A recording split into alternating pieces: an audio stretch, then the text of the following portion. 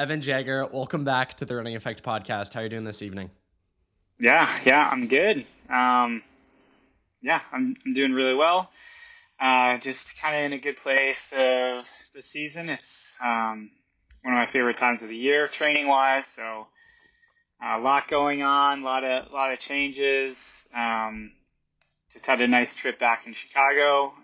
So I come back feeling kind of rejuvenated, refreshed, seeing family and friends, and having a fun weekend in Chicago surrounding the marathon. So, I feel really good.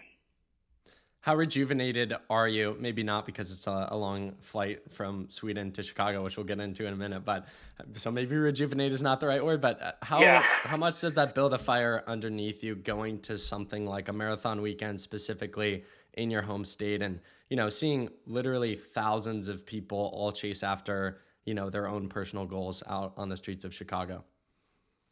I mean, maybe rejuvenated is not the right word.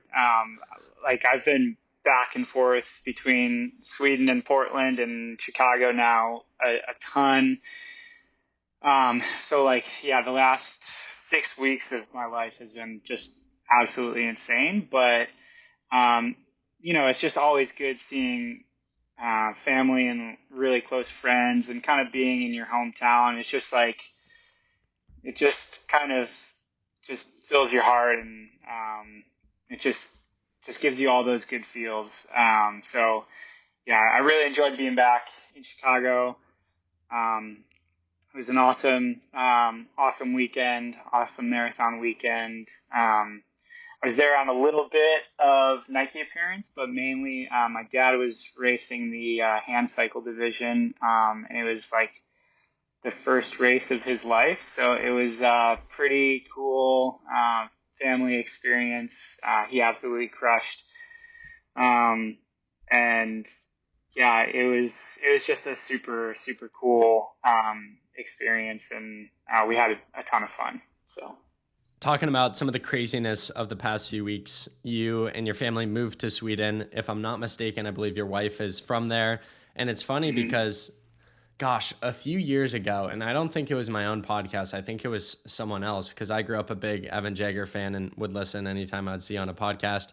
I remember you saying something like, at the end of your career or after your career, you could see yourself moving to Sweden. And I thought that was like crazy at the time. You actually yeah, did it.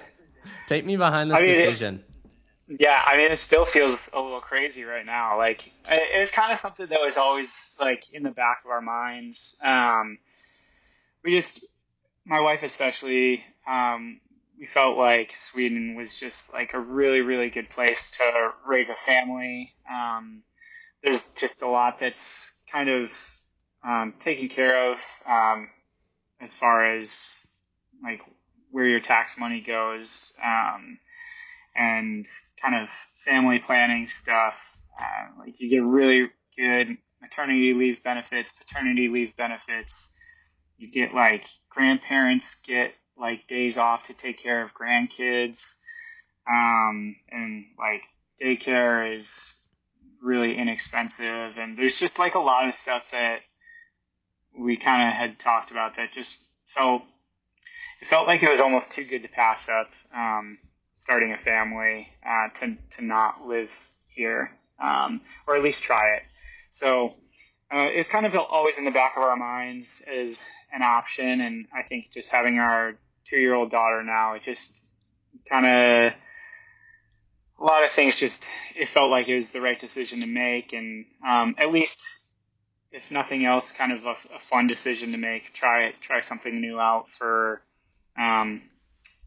short period of time, if that's what it ends up being. So we're really excited about it. It's like extremely, extremely early in the whole moving process. So we're like definitely not settled or situated or anything, but we're getting there, and we're just pretty excited about. I'm pretty excited about something new and change, and kind of really, really exploring and trying out something different. So yeah, it's exciting, but it's definitely a little nerve wracking and a little scary. We don't have like everything figured out yet, so there's a lot still up in the air, kind of.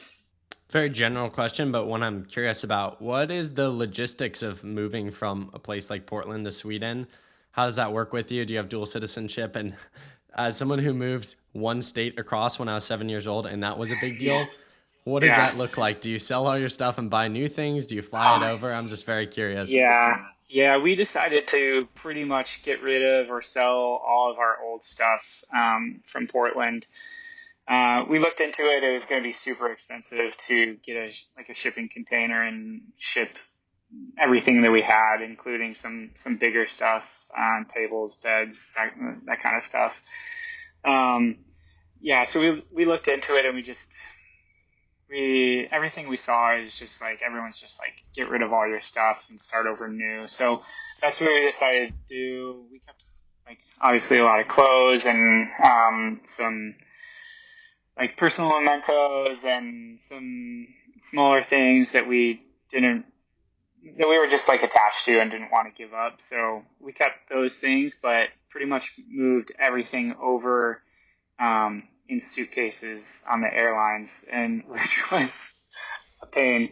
I mean, everything about this has been like slightly inconvenient to say the least.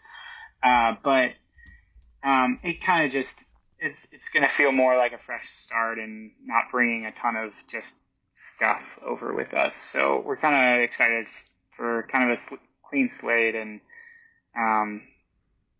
just start over basically. I don't have dual citizenship. We're in the process of the permanent residency application process for myself. My wife and my daughter are both dual citizens, so it's super easy for them.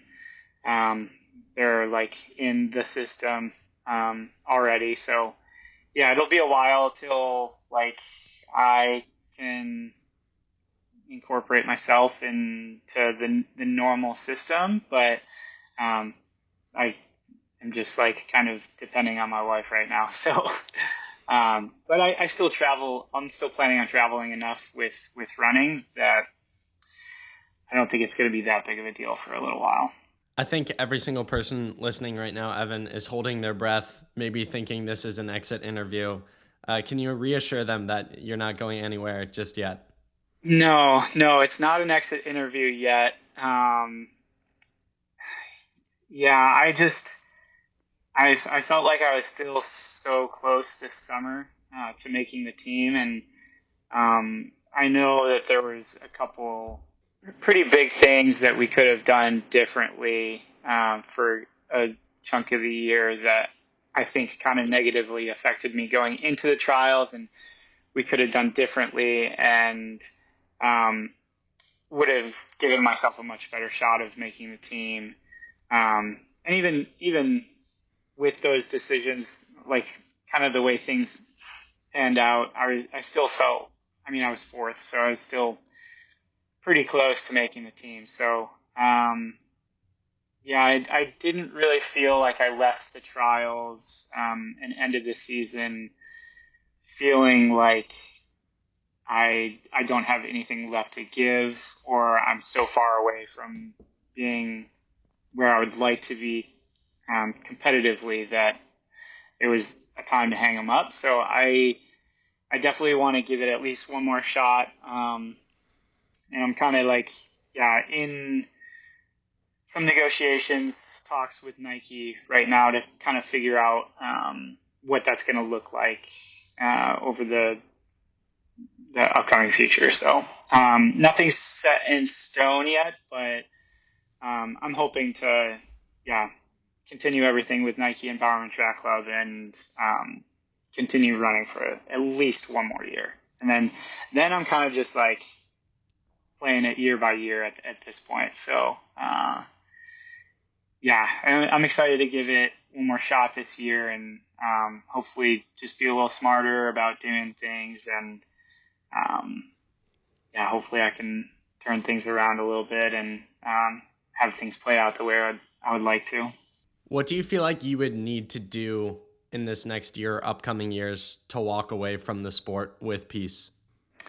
I mean, I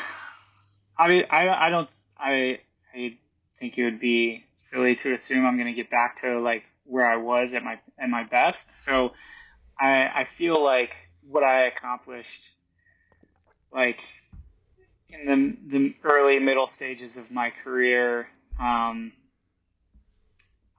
already like very happy with how things went over the course of my career, and now like these later stages, I think it's more about kind of doing things the right way and giving myself a chance to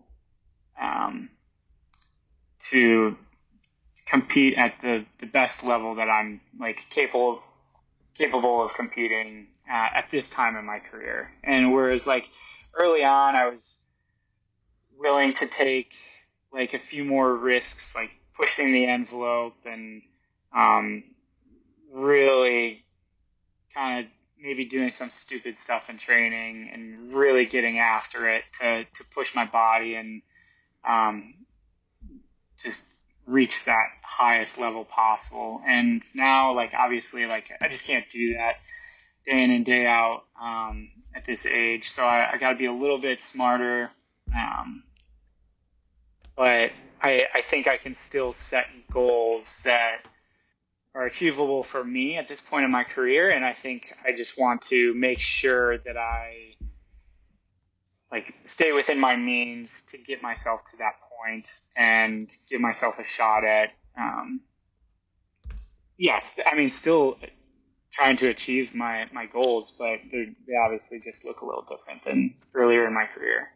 If you read a lot of books on success or getting the most out of yourself in life or sport, or even having conversations on this podcast, a lot of people talk about, how important it is to find your why. I'm curious, going into your 2025 season, what do you feel like your why is, and how do you think that why has changed throughout the years? You've had such a long, successful career. Do you feel like that why has stayed the same or changed with different chapters or seasons? No, I don't think, I mean, it's slightly different. I think it's still pretty much the same. Right now, it's more of just competing to be the best version of myself, like at this stage of my career. And it's like, I can't necessarily like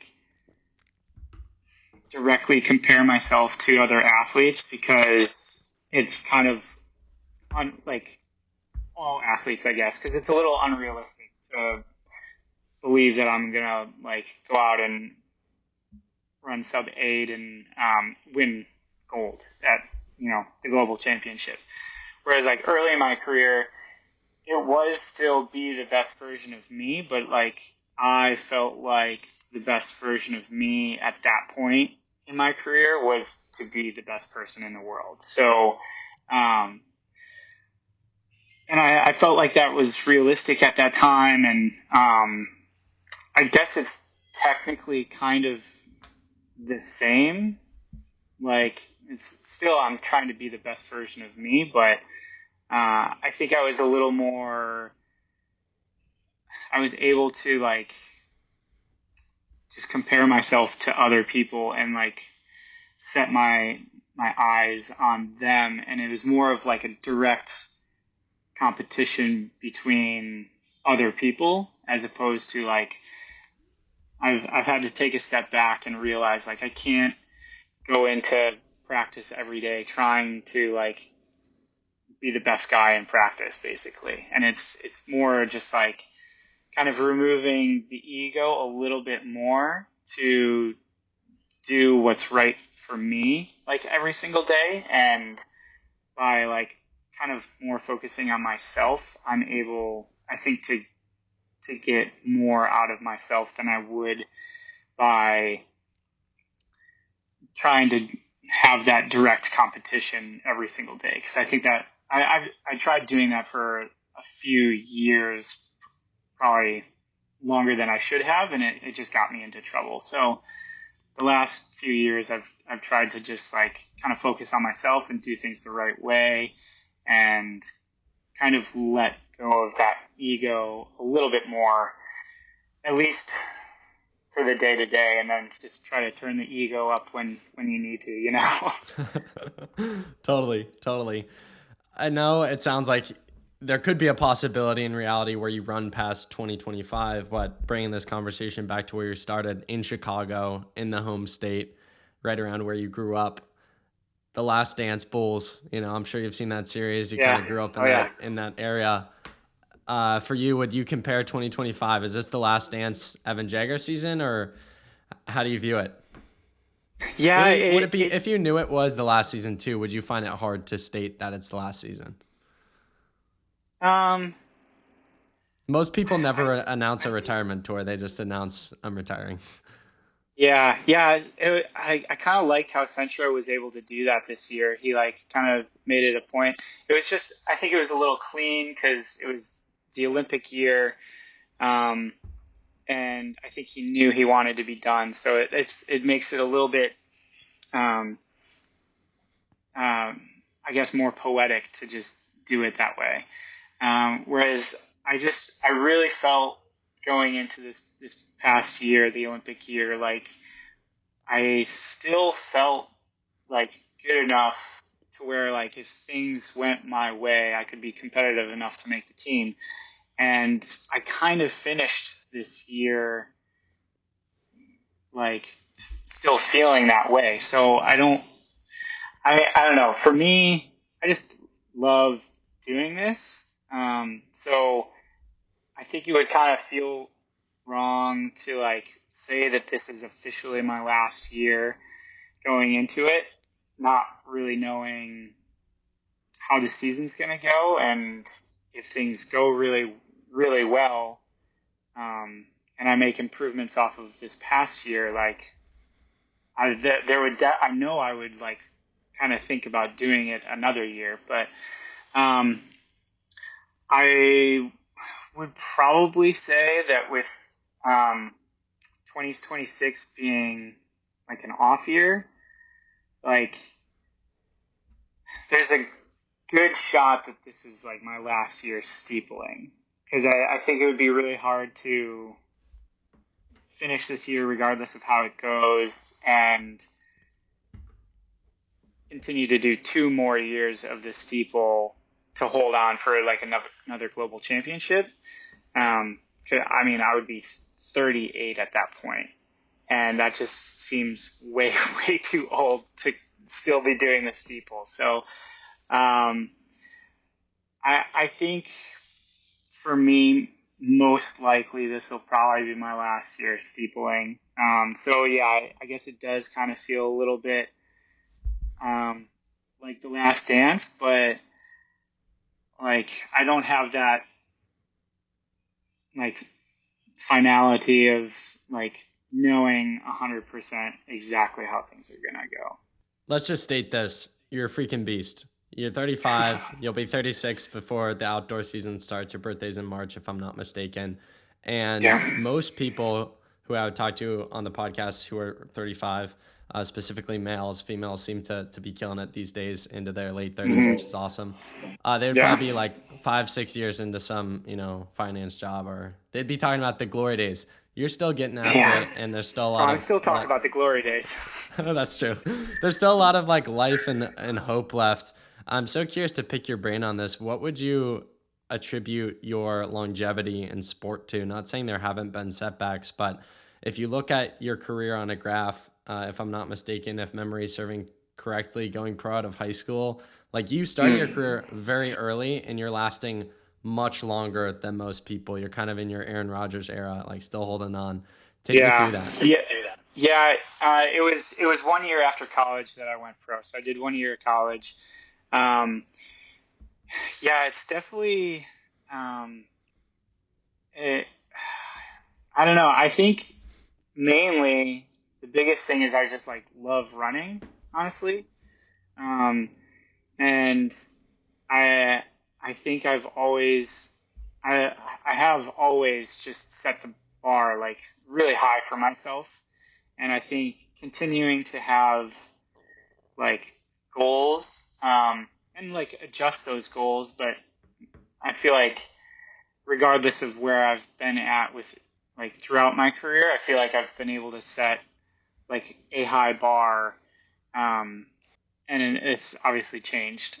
So like early on, whether it was making teams or medaling, I felt like those were achievable, but they were still like really high, and it was like the far end of what I thought was possible. And now it's, I mean, still, I feel like going into last year, I feel like having the goal of making the Olympic team was probably seemed a little bit out there, either like a year away from the trials or early season, but I still held on tight to those goals and just had a deep belief in myself that I could get there if I like did things the right way. And I don't know. Yeah, it's just been, I think, loving the sport. It makes it easy to keep coming back to having big goals.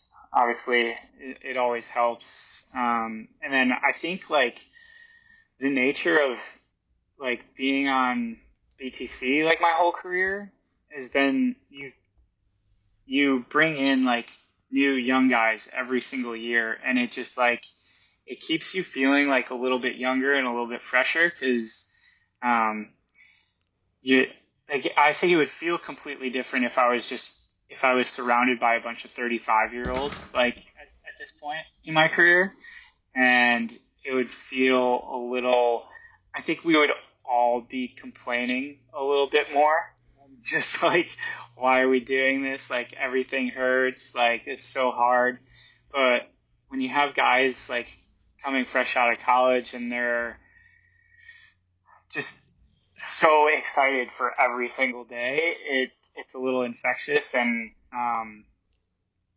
yeah, just it keeps you young and keeps everything fresh, and keeps it challenging too. So I think the nature of being on the team has helped a ton as well.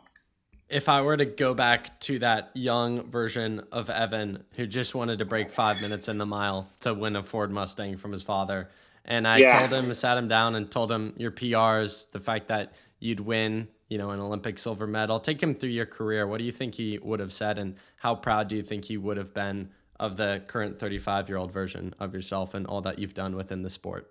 Yeah, I honestly, I didn't even know, like, I didn't know anything about track when I was like trying to break 5 in the mile. So I think I would have been pretty impressed at that point, but like then like I don't know what that means. Like I wouldn't have been able to like conceptualize what that really meant.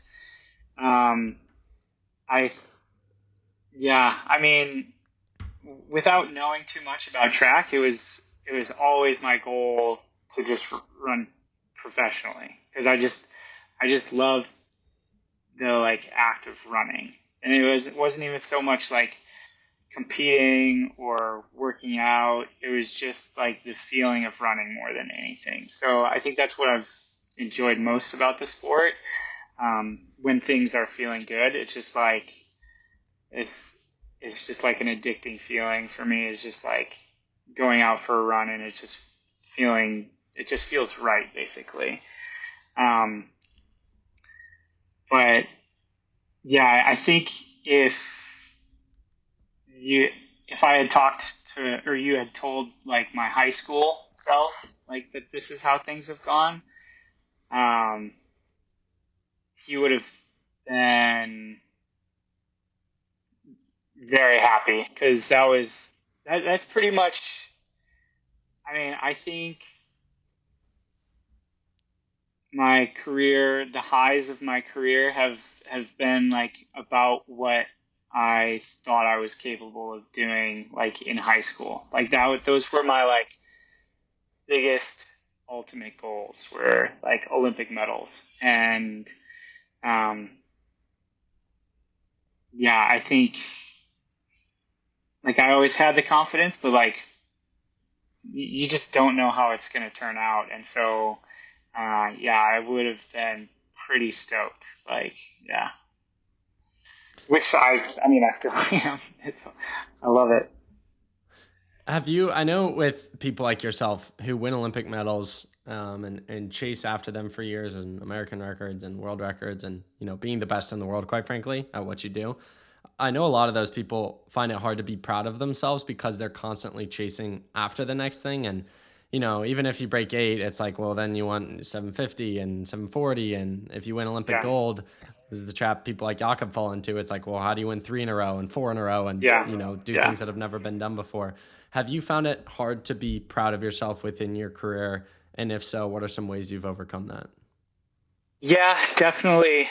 Early on, I think while I was in the midst of like my peak and the success, I definitely did not do a great job of celebrating in the moment and being happy for myself in the moment, because I didn't want to get complacent and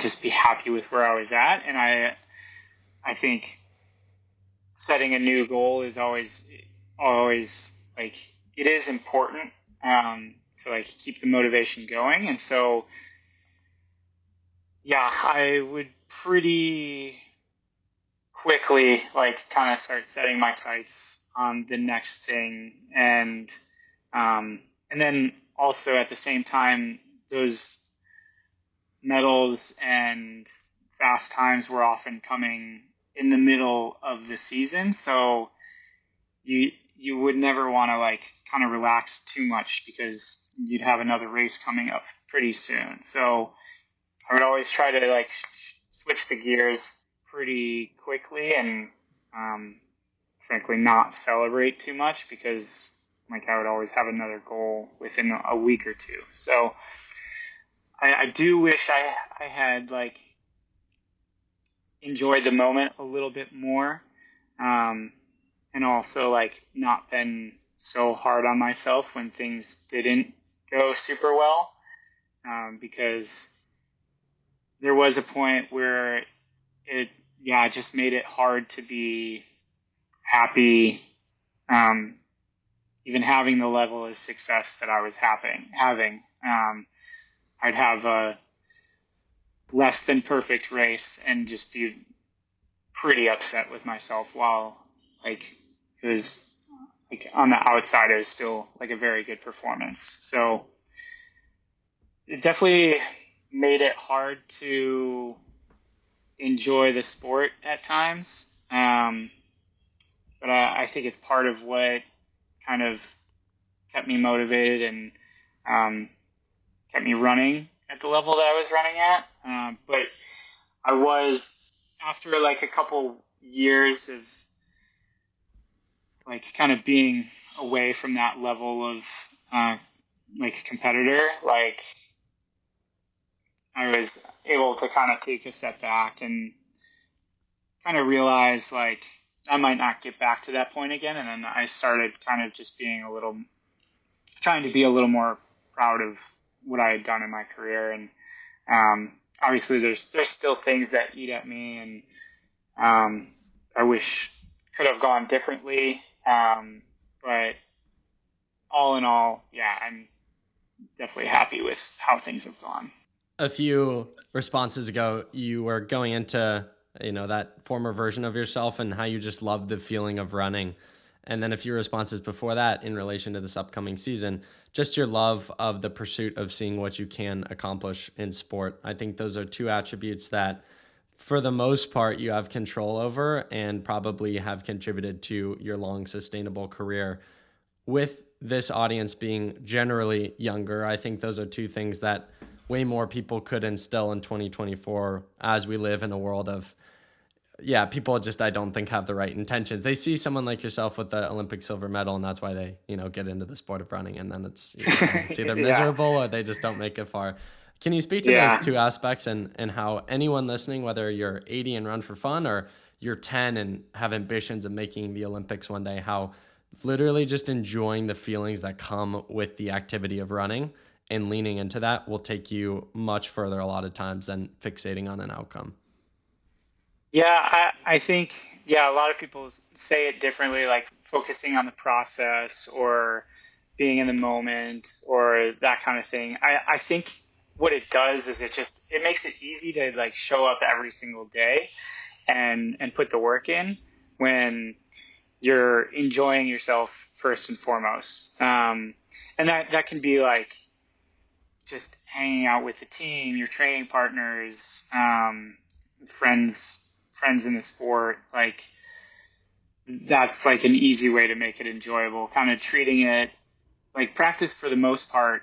It mostly feels like you're just hanging out with your friends every day for a couple hours, and that just it makes it feel less like work and feel like something that you have to do. So I think partially when you're just enjoying what you're doing, it's going to make it easier to push yourself when things get hard.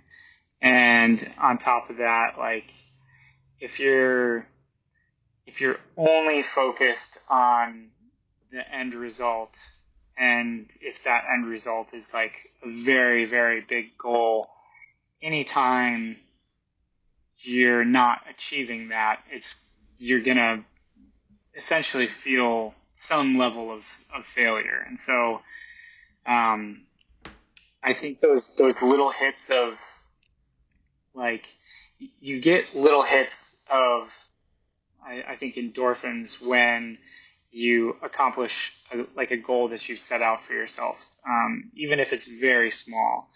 And the more you can just hit those little marks, it's gonna like just be this big snowball effect. And I feel like eventually that massive snowball of big like good endorphins, hitting goals, it makes it feel like easy to hit the next goal. And I think it just makes hitting the ultimate goal that much easier, basically. You mentioned a minute ago the future and, renegotiating with Nike and, hoping to stay with the Bowerman Track Club in this next year. You're one of those guys, as I mentioned, most people would have hung it up years ago in your position. You're still going at it and the results are there to show for it. You were there for the OG days of Bowerman. We've talked about this before. I know you've talked on other podcasts about it. Guys like Ryan Hill, CD, Bumbelow, Lopez, the whole 9 yards. You've seen the evolution of the Bowerman Track Club. Can you speak to that evolution of the club, how far they've come, this current group of guys, and I guess what it would mean to you to be the first guy from Sweden? Yeah, I mean, it started even before Bowerman, honestly. It started when it was Oregon just like... Track Club? Yeah, we were Oregon Track Club way back in the day, and it was me, Tegenkamp Selinsky, Simon Byru, Jonathan Riley, Shalane, and Tim Nelson. And it was kind of like the post-collegiate group that Jerry had in Madison when we moved out from Wisconsin. And that was like its own little crew and era of the team. And kind of the next era was the Ryan Hill, CD, Elliott Heath, Jeremy Fernandez, that crew, along with Dan Healing. And there's definitely been chunks of eras over the years. And I feel like right now we're in like the fourth iteration of the team, essentially. And it's interesting because each little group has kind of had their own dynamic on the team and kind of changed the personality of the team like within those little groups. And so it's definitely been interesting to see kind of the identity of the group and team change over the years. And that's, I mean, every part of this team has been fun for different reasons. And I'm still close with guys from basically every version, every era of the team. And it's been super, super cool to be a part of. And just see how much like personalities and people kind of leave their mark on the team and kind of change the way things are done. Sometimes for the better, sometimes not so much. So, it's been super special and super cool to be a part of, for sure. As you mentioned from the outset, you've been in it from the very beginning, even before the beginning. And the guy that's been there the whole time is Jerry. And he was the guy that recruited you to Wisco. You spent a year with him there. Then you went pro with him out of college. A lot of trust there to do that. You've had a successful career with him. Can you talk about Jerry, what it's been like, what the partnership's been like, and just what he means to you? Because I think he just gets so much unnecessary, shit from the public. Mm-hmm. And I don't think enough people talk about not just how good of a guy he is, but how much he does for his athletes in their career. So can you talk to your relationship with him? Yeah, I think first and foremost, it's like, I think within the sport, Jerry is just thinking about ways to make his athletes better. Honestly, it feels like 24/7. I think it's like, it's his identity. And he pours so much energy into like being a good coach and making his athletes better, and striving for greatness, really, I think is like maybe his best quality as a coach. And it can be like hard to deal with at times because it's kind of unrelenting, but I think like without that, I think you just get to another level, like with that mentality, and or at least I did personally, and I think he, without like kind of his kind of stamp on the team, it kind of is that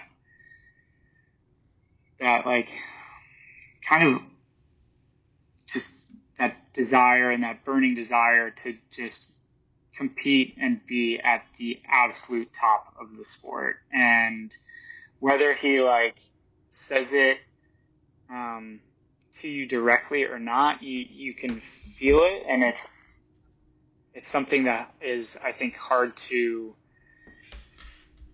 shy away from when you're on the team. And I think it keeps everyone on their toes and keeps everyone pushing to be the absolute best version of themselves. And so obviously, like, there's a lot of other things that make him a great coach, but I think his like striving for like greatness is it's up there with one of the best things about him as a coach. And yeah, it's been a long ride with him as a coach, and he's changed as a coach over the years. He's not changed philosophies, but he's changed the way we work out and the way we do things over the years. And he's constantly, like I said, trying to find ways to make things better, and which I think helps the athlete not get stagnant and bored, because they're not always completely different, but they're always changing enough to where it makes it interesting and keeps things exciting, and keeps all the athletes on their toes. It always takes like a while, like half the year at least, for people to kind of like figure out exactly what kind of workout is going to be coming up next, because he doesn't tell us until like day of the workout. So just it keeps everyone on their toes. And I think I don't think I would have been here without Jerry, obviously, for multiple reasons, but I think without him kind of telling me exactly how to do things, like directly all that often, his just mentality regarding the sport and training and racing has just kind of naturally rubbed off on me so much to where, like, I don't think, like, it'd be silly to think that I kind of think differently than Jerry as far as training and just most stuff regarding the sport goes.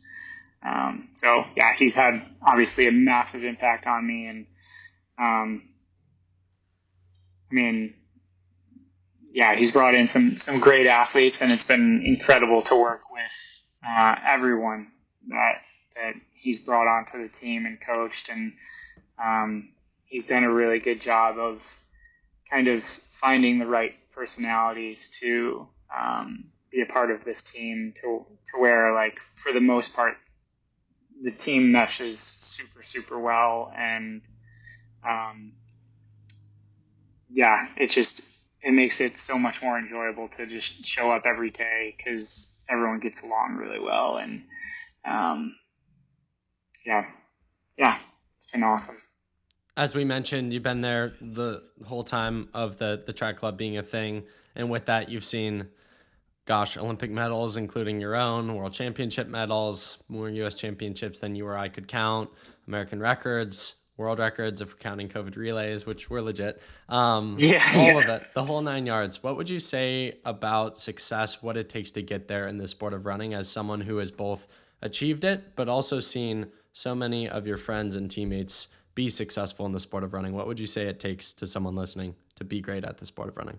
Yeah, I think obviously, like, I mean, there's a few things that are just kind of a given, like dedication, working hard, and I think being very purposeful of like kind of what you're doing to make yourself a better athlete. Those are, I mean, that's pretty much a given. But I think, like, kind of,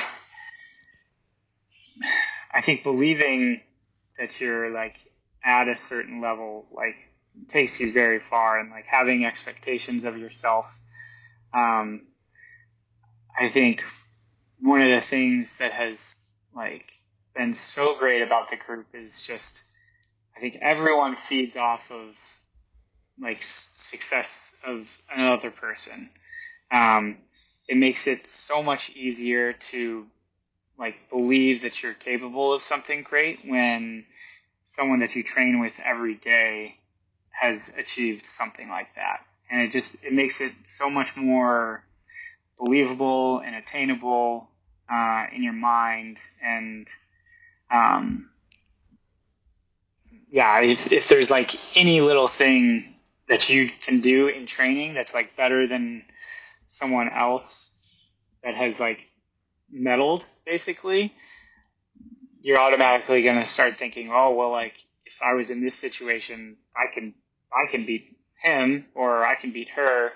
So, like, why can't I medal? And I think for me that started with Matt Tegenkamp and Chris Zielinski. Tegenkamp was 0.03 seconds, I think, away from a bronze medal in Daegu in 2007, when I had just gotten to Wisconsin. And a year later, I was his training partner. And so, like, I spent all year training with him. And while I wasn't, like, that close in training, by the end of the year, there was a couple workouts where, like, I felt like I was finishing workouts with him, and it just gave me the belief that I could make the world championship team that year, because I just trained day in and day out with Matt and Chris, and they were the best in the U.S. at the time, minus Legat. And so I was just like, oh yeah, like, of course I'll just be right with them and finish just behind them and make the team. And I think that like, it makes these great achievements kind of feel a little more human, I guess. Whereas, like, if you're, like, constantly just watching, in my position, like Bekele and Legat, like medal each year and run super fast times, it just seems so unattainable. But when you're up close and personal with it on a daily basis, it just like makes it so much easier to believe that something like that is possible. So, I mean, yeah, people have been medaling or super close to medaling on the team like the entire time I've been on it. So I think everyone else just feeds off of that, and that just raises the level of the whole club. Feel free to elaborate as much or as little as you want to here. You mentioned earlier on in this conversation, placed fourth at this year's U.S. Olympic trials for the Olympics. And that comes, 5 weeks before. I know you had doubts of even if you would be able to qualify, much less make a final, much less put yourself in contention to make it. James' situation is just kind of bizarre. It happens occasionally, but, it's a very unique situation. And I know there's a saying with athletes like yourself, the best of the best, that, a lot of times they hate to lose more than they love to win. For you, how did you deal with that? From an outside perspective, I wouldn't call it a failure, but how did you view it? And what was that period like after the Olympic trials where you were so close? Yeah, it was tough. It was honestly pretty tough. Right after the race, I was pretty disappointed because I felt like that was like the first time in my career it really felt like that I had like set a goal for myself that I really thought was achievable, and like realistic, and like I didn't I didn't fulfill that goal basically. I mean, there was others like medaling in Beijing, but I felt like that was slightly different. But yeah, right after I was pretty disappointed in myself, even though like a lot of people were telling me like I had a really good chance of still making the team. I felt in that moment, even if I had made the team, like I would have obviously been happy to go and like be named to the Olympic team and go. I was still felt disappointment that I like couldn't get the job done like on my own and had to wait to see what would happen. And then almost everyone that I talked to was just telling me how I'm basically on the team, like how there's no way he's going to make the time, and it was going to be really hard, and he'd have a long season. And there was just something in me that he was just on such a heater. Like he was finished well. Like he just had been just improving and improving and improving. And I just put myself in his shoes, and just knowing like going into a time trial race, literally all you have to do is like stay on the back of the rabbit set out for you until two laps to go or a K to go or whatever it was. It's so easy to motivate yourself to do that, knowing that like if you just stick with it, you're gonna be an Olympian. And so those two factors, I was kind of just like, I just didn't have a good feeling about it, and I was pretty nervous about it. But at the same time, I had to go through team processing for the team because I was, if he didn't get the time, I was going to be on the team. So I did the whole 2-3 hour long team processing, filling out all the forms, trying on like the race day singlets, trying on the opening and closing ceremony stuff, getting my measurements, and that just makes it feel more real, I guess, and feel like it's, I just started, I guess, kind of believing that I was going to be on the team, or you start picturing yourself there and everything. And then, waited I had to wait the week, and he ran the race like a week later, and yeah, I'd never been in that position before where like my fate was like in someone else's hands, and I absolutely hated that. I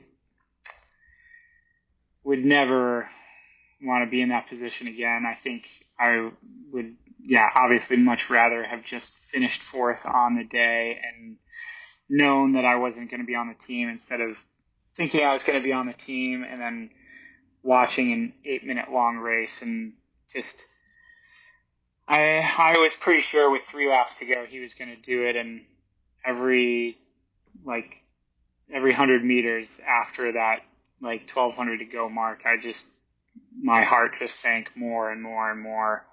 And yeah, that was pretty tough to deal with. And then yeah, just spent like a week trying to get myself back into training and working out, and yeah, I had just couple of rough workouts emotionally more than anything, and yeah, I was able to get myself to come back around emotionally and motivation wise, and then had like a little Achilles stuff pop up, and then at that point of the year is kind of it lingered long enough to where it just didn't make sense to continue pushing, and so shut the season down after that. So super anticlimactic end to the season, and yeah, pretty tough way to yeah, just have my Olympic fate be decided. And I think more than anything, I had just built up this huge kind of fairy tale ending to my steeple career, and just had all different thoughts and scenarios going through my head, and I really, really, really believed that I was going to be on that team, and it just it just his time trial absolutely crushed me. But honestly, he absolutely deserved it to go.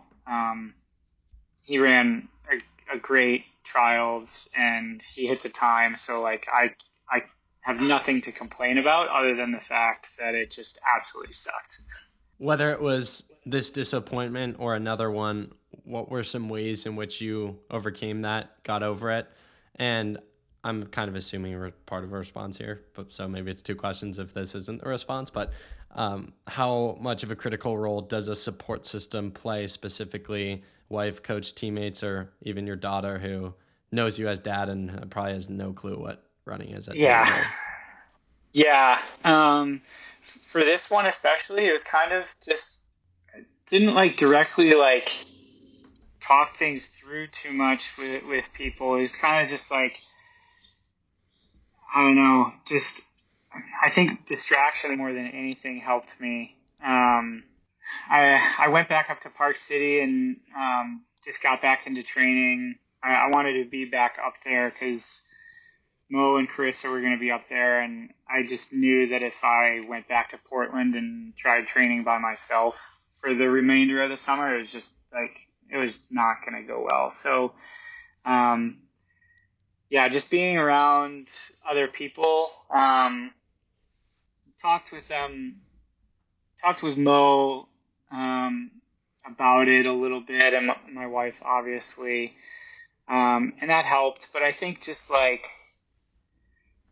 I don't know, kind of just mentally checking out a little bit and just letting the pressure of the Olympics go and just relaxing and trying to just enjoy outside of track stuff a little bit more.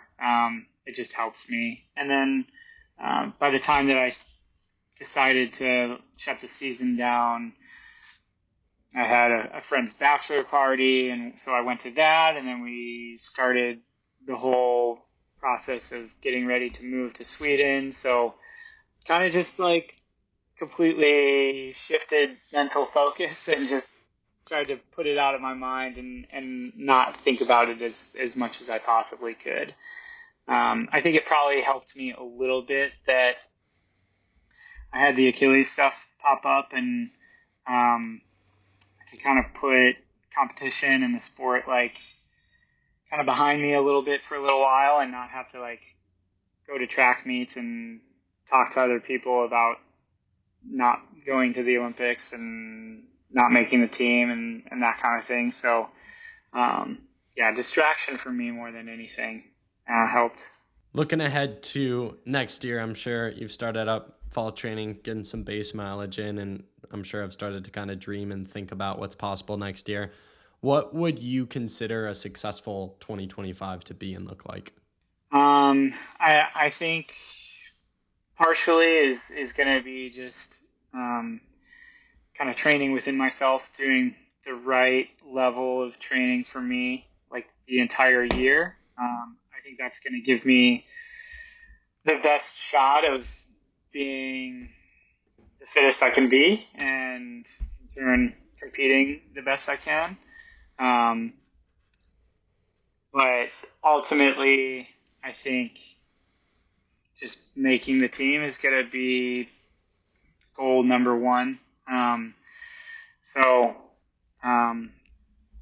going to have to put like a ton of focus into taking care of my body and staying healthy.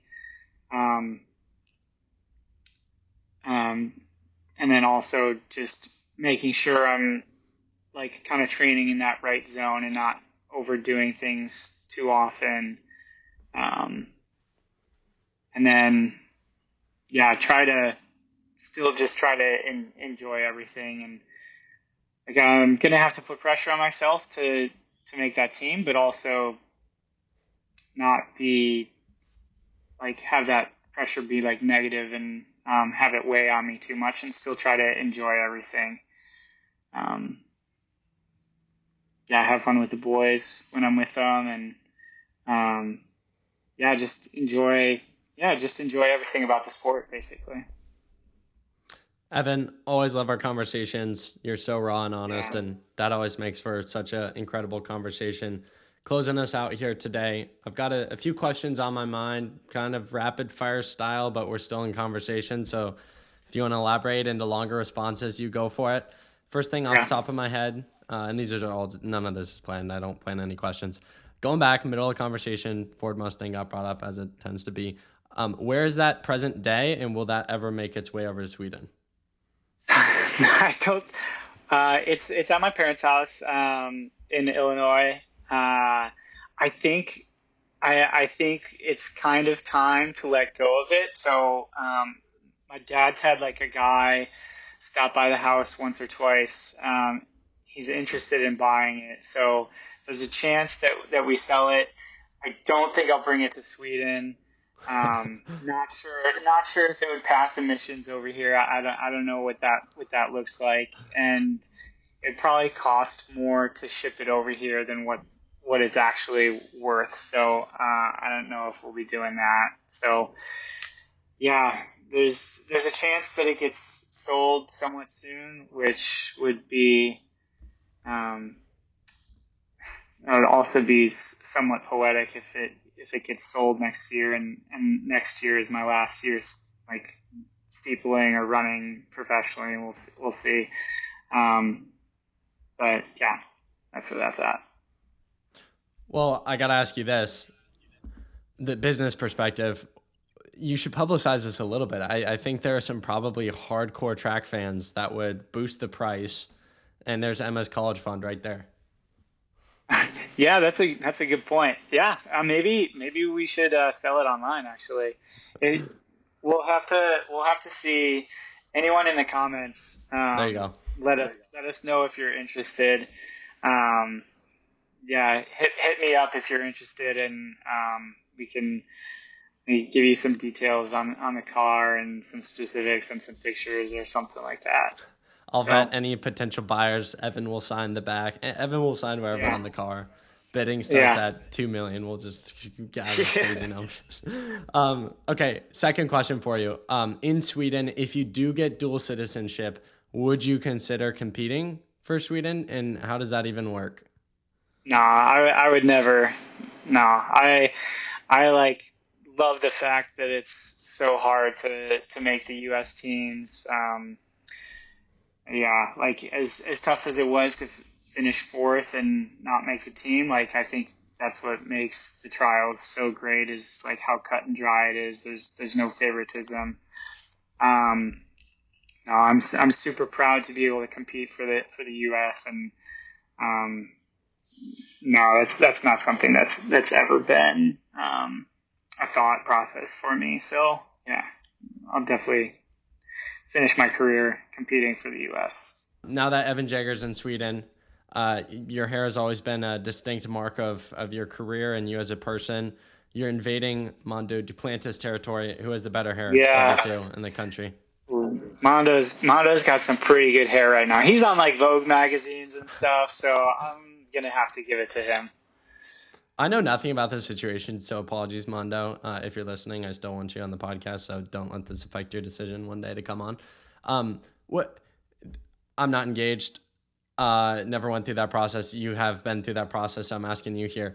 Like, at least from his Instagram and stuff, Vogue's there, like, documenting him being engaged, yada, yada, yada. Is that something someone would want? / do you think he got proposed before the photo shoot, and then it was like, we're going to act like this is the actual proposal? No, so I'm sure like she loved it, her being like a model and everything. So like I think I would assume that was kind of pretty cool for her. I'm pretty sure that it was kind of natural and real. I don't think they did like a proposal beforehand. Just from what he's said online or in his captions or whatever, and he made it seem like he was at least nervous enough and had enough hard of a time, like getting the ring out of his pocket. That it seems like that was like pretty natural, I think. So, yeah, I want to believe the story at least that that's how he did it. The most I know about Sweden, Evan, is IKEA. Give me some other facts about the country. It's beautiful. I think one fact. I'm pretty sure this is true. I'm almost 100% certain that this is true, but Sweden has the most islands of any country in the world. Wow. And I think it's like close to twice as many as the number 2 country. So there's like a archipelago out on the west coast from Stockholm. Stockholm's like kind of built on a bunch of different islands, and archipelago just stretches out miles and miles and miles on the east coast of Sweden, and it's just thousands of like little islands all over the place. So I think water is like a pretty big aspect of life for like a lot of Swedes, at least the ones that live in Stockholm. So the city of Stockholm is beautiful. There's tons of water and really beautiful old buildings. And then outside of that, they're pretty far north. So in the summer, like summer equinox or summer solstice, like there's daylight pretty much 24/7 for like a period of time, and then in the winter it's pretty dark. So I think like shortest day of the year there's sun up from somewhere like 10 a.m. until 3, and then it's dark the rest of the day. So yeah, those are just a couple of things right off the bat. 2 more questions for you. One family related, one football related, as we were talking about before recording. Emma, so now she's in Sweden, your daughter, 2 years old. Is she going to be bilingual? Are you English, Swedish? How does that work? Yeah, she's already bilingual. Really? Sophia. Ahead of the curve. Yeah, Knows one more Sophia language than me. speaks. Oh yeah, basically more than me too. She knows Swedish at this point better than I do for sure. Um, so yeah, she's pretty good. She I think she like understands the fact that she knows certain words in both languages too, because there will be times, very, very rarely, where she'll say a word in Swedish and I don't quite understand what she's saying, and she'll like say it in English, which is just, it blows my Oh my mind. gosh. She's like way smarter than she should be. It's crazy. Um, so yeah, I mean, my wife speaks Swedish to her, and I obviously speak English to her. And then like if we have any conversations amongst ourselves, it'll be in English. But anytime like my wife or her mom is speaking with Lavisa, it's all Swedish. So Have yeah. I been getting her name wrong this whole time? I feel like I did this episode 1 too. It's Emma. It's kind of confusing. Emma Okay. Sophia and then Emma Lovisa, but they both go by their second names. So Okay. it's just kind of I like would have felt terrible if I was calling your daughter Emma this whole time and Emma was not no, anywhere near. no, that Okay. that is technically her first name. So a lot of people do that, even with Sophia too. So it's yeah, don't worry about it. Final question, fantasy football. Who are you hot on these days? And right off the press, Devontae Adams traded to the Jets. How does that affect things? Oh, good. I have him in 2 leagues, so that's Ooh. good for me. I had a guy in my Madison league, a bunch of guys from my freshman year. He was trying to trade me for Devontae Adams like a week or so ago, and he was trying to pull a sly one on me. I think he knew that he was obviously wanted to be traded, and he was trying to get him cheap. So glad I held out for that. So hopefully stock going up for him from here on out. Who am I high on? My teams are pretty bad. I need Breece Hall to start like playing like a top 3 pick, because he's not been doing well for me. So yeah, I mean I'm in 3 leagues, so like I've got a lot of guys. Josh Allen in a 2 quarterback league. He's been doing pretty well for me.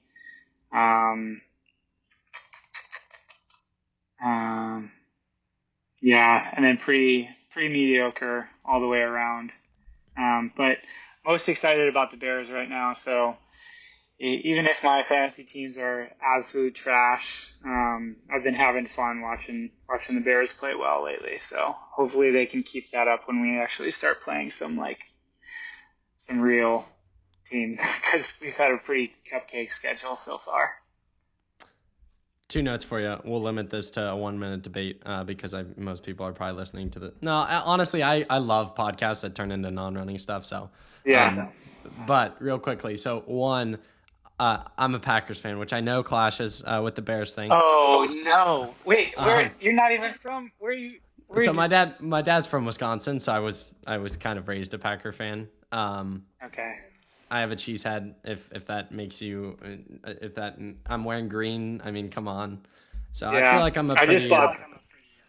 I'm a pretty. I had to buy Packers two fan. new Bears hats this weekend when I was back in Chicago. There you go. Anyway, so because of that, I'm not gonna become a Jets fan, but I'm very excited to see Devontae and Rodgers because they had a really fun connection back in the day. And Lazard is there too. It's like exactly. Yeah, it's like The floor's next. Yeah. They need a coach. Yeah. Please go. Like, get him out of there. But anyway, so that's my one point. I'm just excited to see Adams Yeah. be in a situation that he doesn't hate his life. I'm not sure if Yeah. you watched Receiver on Netflix, but it was just funny seeing him just miserable the whole time. And then 2, here's the debate. Stuff. I think Caleb Williams way overrated. I said that coming out of college, and I think I'm an Ohio State guy. I think they overlooked Justin Fields. I think he was not the issue last year. What's your take? He wasn't the only issue. My take, I love Justin. Great guy, super exciting. I think his like internal clock was just like almost like a half second too slow, to where like I just don't think he can be like an on time quarterback, to where like he's slicing and dicing like very quickly. I haven't watched many Steelers games this year, so I don't know exactly how he's been playing. I know he's been playing pretty well, but at least with the Bears, he was always good at, when he had lots of time, he was really good at the long ball, and then obviously like super athletic and explosive. I did, as much as I liked him, I felt like Caleb's potential is higher than Justin's is. So I was in favor of moving on from him. I don't know. It's like, I don't know.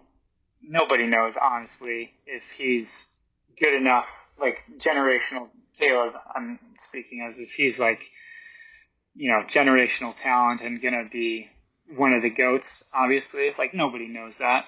But I think he's looked pretty good so far, especially these last 3 games. And I already think he's at a point where he's playing on time better than Justin basically ever did when he was with the Bears. So there was obviously more issues with the Bears last year, but the O-line wasn't really worked up at all this offseason, and they're still looking much better than they did last year. So something has improved. We'll put a pin in this one. Maybe invite you back on for a Super Bowl special or something.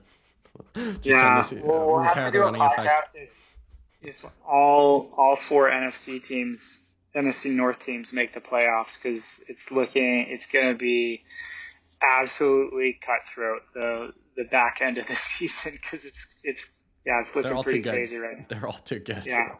But anyways, Evan, always appreciate my conversations with you. Thanks for making the time to do this one from a whole nother continent. And again, I think I said this last time we spoke, but truly have looked up to you in your career. So it's full circle to be able to ask the questions and gain so much wisdom and insight from your successful, not just career, but also life. You crush it in every aspect. So thank you for taking the time to share so much wisdom today, man.